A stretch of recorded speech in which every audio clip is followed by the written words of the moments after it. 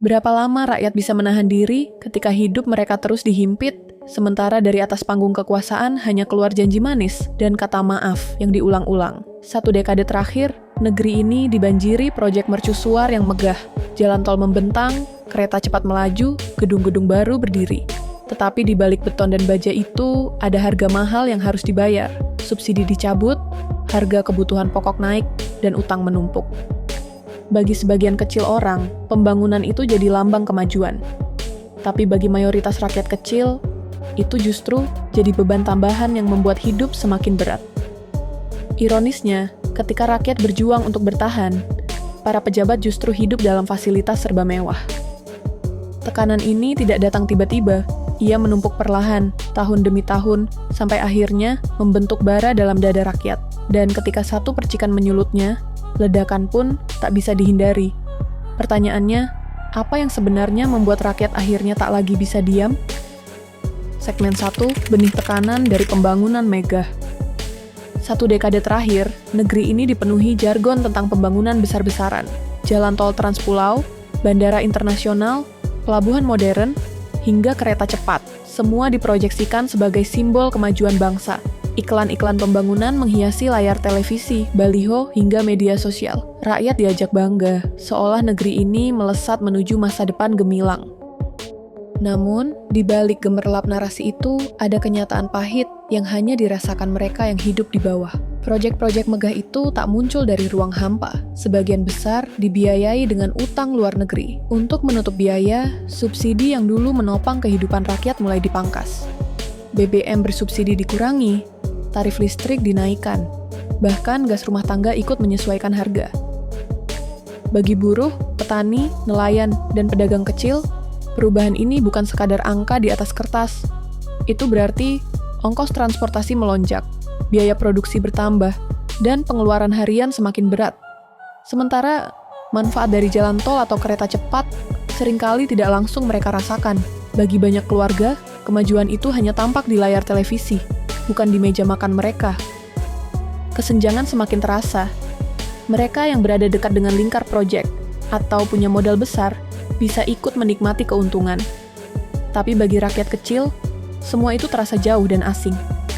Perasaan dikorbankan demi pembangunan mulai mengendap di hati masyarakat. Di saat yang sama, suara kritis kerap dijawab dengan retorika manis. Pengorbanan hari ini untuk masa depan anak cucu. Rakyat diminta sabar, menahan diri, dan percaya bahwa semua kesulitan adalah bagian dari proses menuju kemakmuran. Tetapi semakin hari, rasa percaya itu terkikis. Yang tersisa hanyalah tekanan, perlahan, tapi pasti menumpuk di dada rakyat.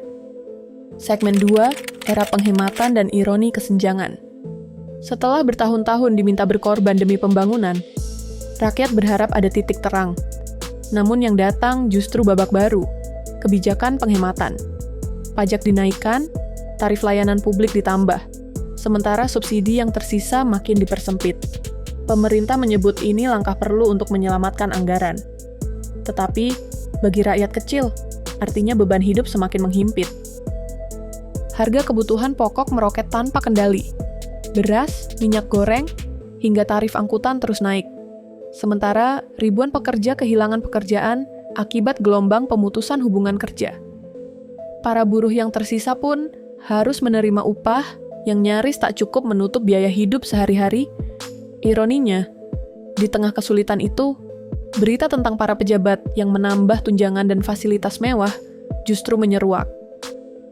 Bayangkan, ketika jutaan orang kesulitan membayar kontrakan, ada keputusan untuk memberikan uang sewa rumah puluhan juta rupiah per bulan bagi mereka yang sudah bergaji besar. Angka itu setara 10 kali lipat dari upah minimum pekerja di banyak daerah. Perbandingan ini menohok hati rakyat. Mengapa yang kaya justru dipermudah, sementara yang miskin diperas habis-habisan? Kemarahan tidak langsung tumpah di jalanan. Sebagian besar rakyat memilih menahan diri, menekan amarah, dan berharap ada perubahan.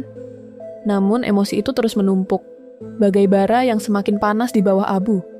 Setiap kali harga naik, setiap kali pajak ditarik, setiap kali tunjangan pejabat diumumkan, bara itu semakin menyala. Inilah ironi yang paling pahit. Rakyat diminta sabar, sementara para pemimpin justru hidup tanpa merasa lapar. Dari sinilah lahir jurang ketidakpercayaan yang makin dalam. Jurang yang akhirnya mendorong rakyat menuju ledakan besar. Segmen 3, retorika janji dan kebohongan. Setiap kali kritik menguat, jawaban yang keluar dari panggung kekuasaan hampir selalu sama.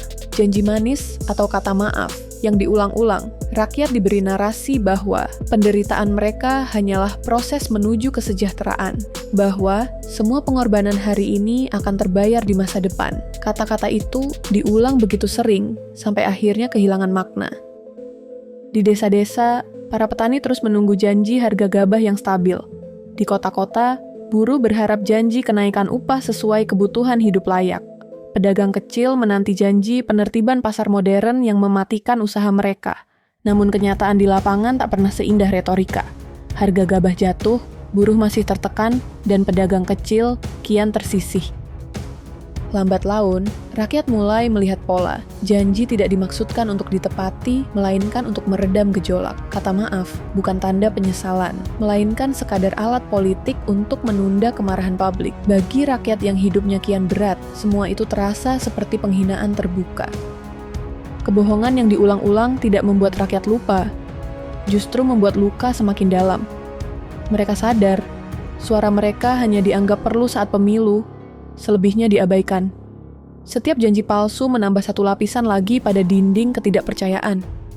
Dan ketika dinding itu semakin tinggi, jarak antara rakyat dan penguasa pun makin mustahil dijembatani.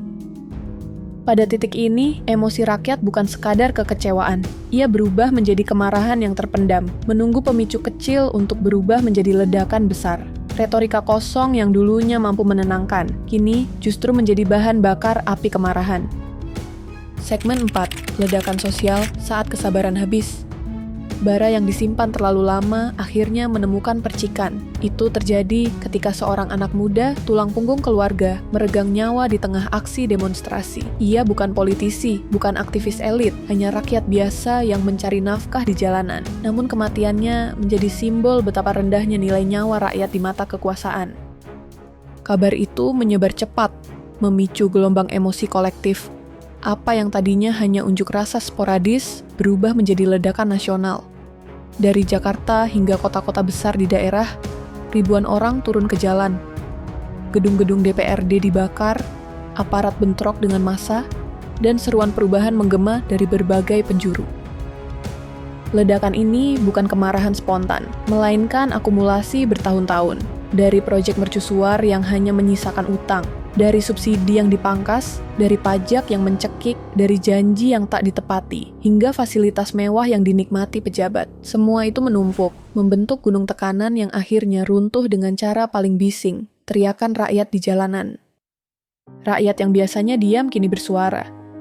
Mereka yang terbiasa menahan lapar dan menutup mulut, akhirnya berani menantang wajah kekuasaan.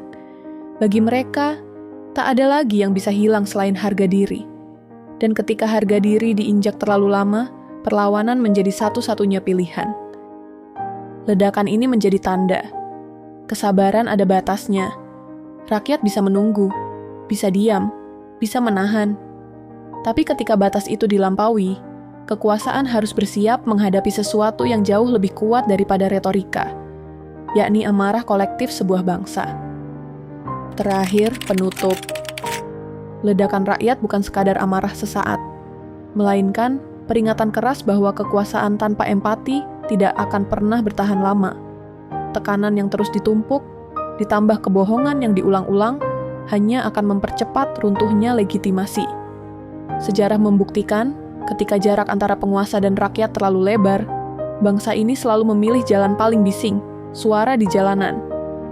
Pertanyaannya sekarang, apakah luka ini akan melahirkan kesadaran baru? Atau justru bangsa ini kembali terjebak dalam siklus yang sama?